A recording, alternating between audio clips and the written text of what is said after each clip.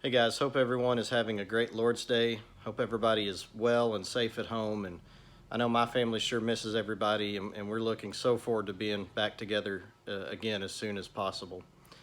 As we think about the Lord's Supper and about Jesus' death today, I want to think about a certain characteristic that Jesus has that maybe we don't focus on so much. We tend to think about Jesus' love and his patience and his obedience, and certainly those are, huge attributes of Jesus that we think of often. But I want to think about his restraint that he showed. And that's not something, at least, that I normally think of when I think of Jesus.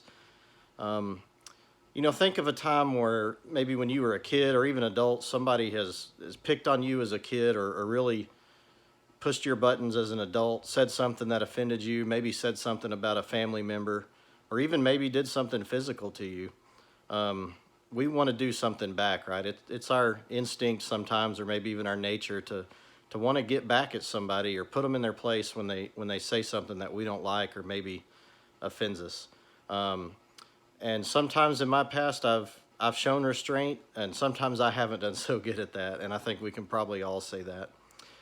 But when you think of the events that led up to Jesus' death on the cross and all that he went through, the hypocrisy of the leaders that put him on trial, the lies that were said against him, the false accusations that were made, the physical things that were done to him, with the beating and then ultimately, obviously, being crucified on the cross.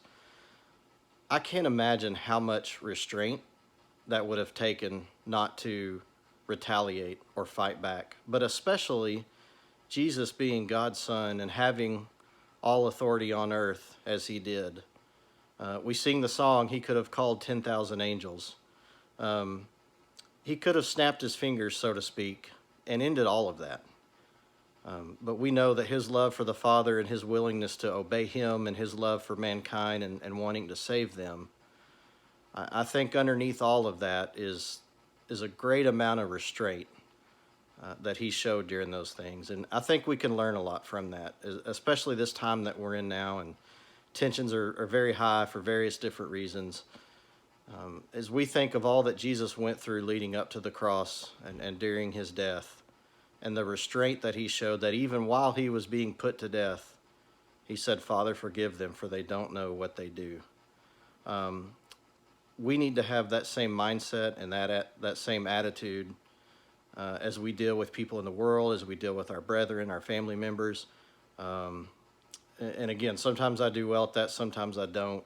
But I think that's something that we can take away from the cross, and something that we can think about as we partake of the fruit of the vine and the bread today. And hopefully everybody's able to do that. And but just think about the love that Jesus had for us and the love that Jesus had for the Father, that he was willing to restrain his ability to end all of that, so that we could have a hope of salvation and be with him one day.